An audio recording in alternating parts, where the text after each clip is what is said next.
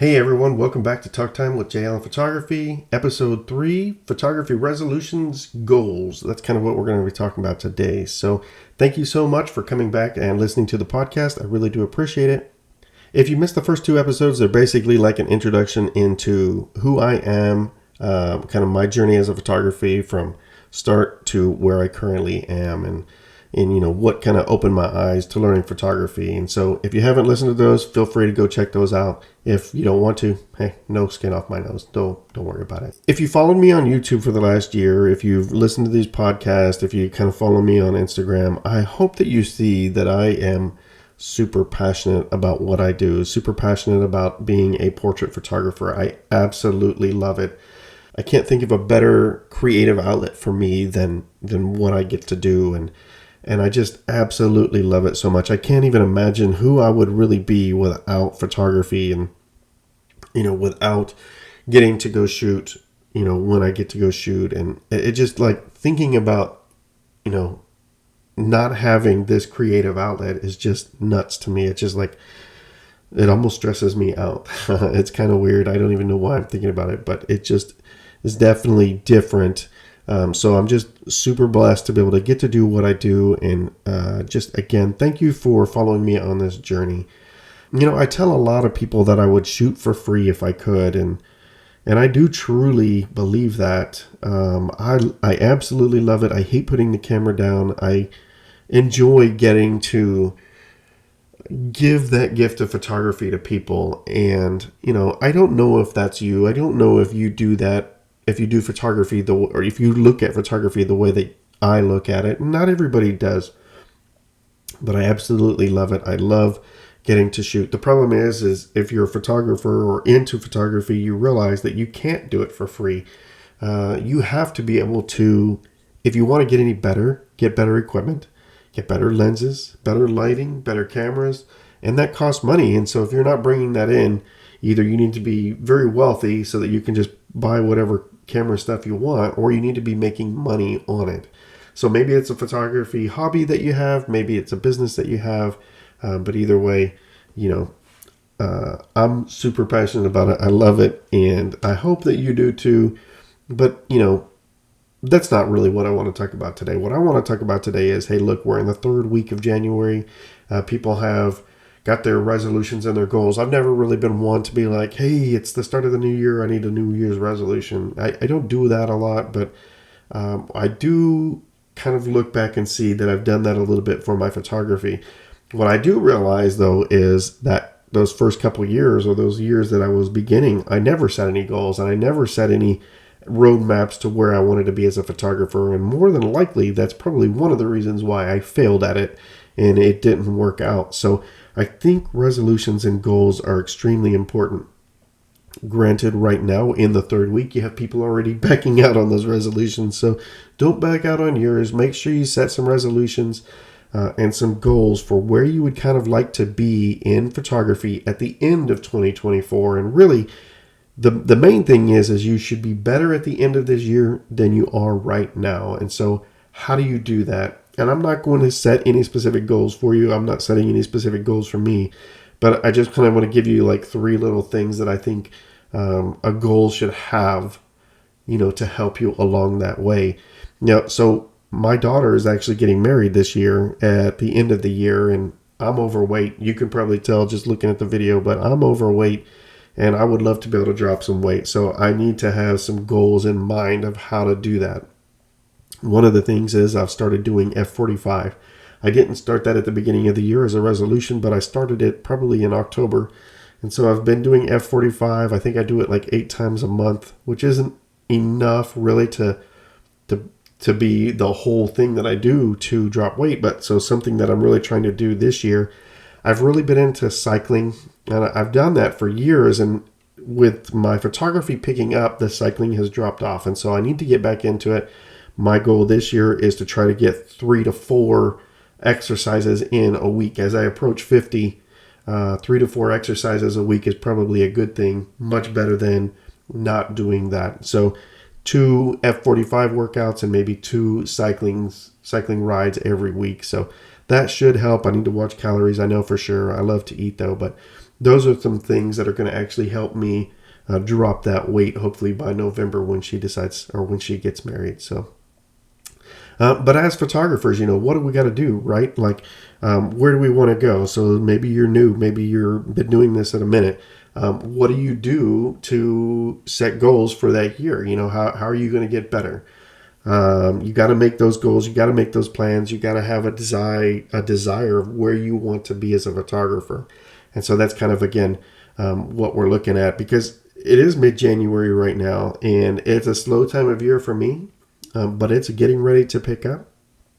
I'm a senior photographer, and so my busy period is pretty much February to May. And so that's like as far as senior photos go. And so I get real busy that time of year right there. And if I don't make any plans, if I don't make any goals, by the time I realize it, it's going to be May and I won't have made any goals or plans. So I need to do that. Set those down, set some time, make some plans, make your resolutions right, and get ready to tackle this year. And so going back to YouTube, last year my goal for YouTube was I wanted to push out a video every week. My goal was hopefully to be able to monetize the channel and have 1,000 subscribers, and I did that by accomplishing that goal. And so I don't think it wasn't an unbelievable goal. I couldn't control how many subscribers I was going to get, but I could control how much content I put out. And so I did what I set out to do. And so I think that's very, very important. And being able to do that during busy times of the year really solidified to me, I can make this work. And so I'm going to continue to make it work. And so that's kind of my goal for the podcast this year, is to try to get a video out every week. Now, I'm not going to be as strict about it as YouTube. I know right away that there's probably a couple weeks that people aren't going to listen.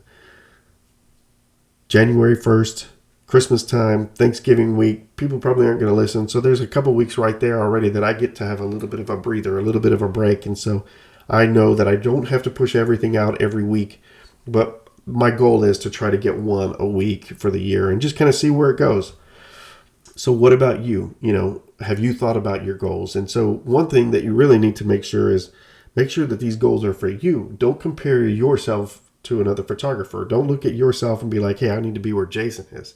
You need to look at yourself and be like, hey, this is where I think I should be at the end of 2024. Don't compare yourself to other photographers. You don't know their path. You don't know their direction. You don't know their story. You know your story. And so make sure that your goals are set on your sights and your path and your way. Okay, so don't compare it to other people and set your goals based off of what you think, hey, this is where he's at, I should probably be at this point too. No, don't do that. That's like a first mistake. Don't do that. But 3 things for goals, right? So I think that goals are very important. They kind of focus us.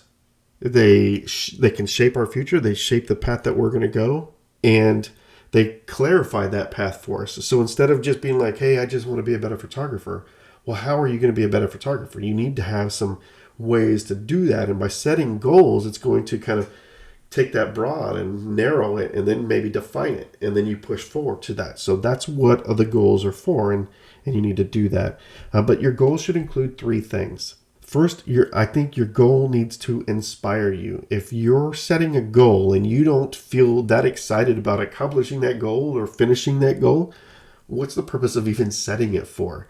So that goal's got to inspire you. The end result of that goal has to be inspiring for you to want to be able to do it. That's where the whole weight thing is a struggle for me. I'm like, is it that big of a deal that I don't look like a pig for my daughter's wedding? And so it's got to be inspiring. I know I need to be in better health. So that goal has got to be inspiring, though. That end result should inspire you, should excite you. And so that's the first one. Second, your goal has to be believable. You've got to be able to believe that you can achieve this goal. If it's not achievable, then what's the purpose of doing it? I can't say, hey, I've got to drop weight. I think I can do 20 pounds. 20 pounds is basically 2 a month. And that's not too bad for where I need to be. That's actually quite doable as long as I set, realistic goals for every month for what I need to accomplish. But I couldn't be like, hey, I need to drop 100 pounds. in 10 months. That's 10 pounds a month. That's not necessarily very believable. I'm almost 50 years old. I don't feel like I'm going to go out and do all this stuff. I'm not going to take a lot of supplements to do all this stuff. I need to do it knowing who I am and what I've been able to do in the past and make that goal a believable goal. Would I like to drop 30 pounds? Absolutely. But you take those steps to get to that 20, and sometimes those end results are going to be better than what you anticipated in the first place. So make sure that your goals are believable so that you can be comfortable practicing them, or maybe not fully comfortable, but they're not going to fully basically, you don't want it to be unbelievable or unachievable, because it's going to really hurt you in the long run. You're going to see this end goal and you're going to know that you're not going to be able to make it. And so you're eventually going to start not pursuing that goal. And so it has to be a believable, achievable thing for you. The third thing that I think a goal really needs to have is you've got to have some action to that goal. You can't set a goal and not really know how to achieve it. So if you're thinking, okay, off-camera flash, I want to be a better off-camera flash photographer. Well, what are a couple of the first steps that you're going to need? Yeah, I got to buy a flash. I got to buy a trigger. I got to buy a stand, and I got to buy this. Okay, so there's a couple actionable steps that you have right there onto how to be, or how to get into off-camera flash photography. You can't set something that has no steps for you. You can't just pull something randomly out of the sky. There's got to be some action to it. And so not only that, but you have to actually take action with that goal. So you can't just have this awe-inspiring goal, this believable goal, and then no action behind it. There's got to be some action. There's got to be some push, and you've got to actually go do this thing in order to achieve that goal. Nobody's just going to come knock on your door and thinking, hey, I want to bring you in because you're an awesome photographer. You have to put feet to the ground and go do this thing. And so that's really what you have to have. You've got to have an inspiring goal. It's got to inspire you. It can't inspire others. It has to inspire you. It has to be believable and achievable. I guess maybe those are two different things, but it's got to be believable. You have to be able to believe that you can get this. It can't be just something that is so astronomical. Like, I can't think, okay, I'm going to make $1 million this year, and that's probably not going to happen. I'm going to lose 20 pounds in 10 months. That's believable.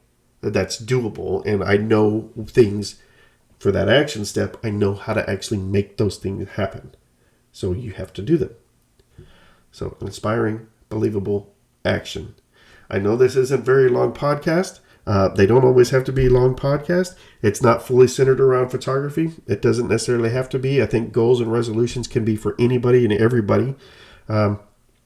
But even if you're a hobbyist at this, you can still have goals to become a better photographer, better hobbyist photographer. I'm just telling you, you probably should look at making some money, because being a hobbyist isn't going to allow you to get better gear unless you've got money already. But maybe some quick goals for off-camera flash, right? So my goal is I want to start learning it this year. All right, like I mentioned, you need a flash, you need a trigger, you need a stand, you need a softbox. Boom, there's your first four things that you really need to get. Maybe you already do off-camera flash, but you're not super comfortable with it.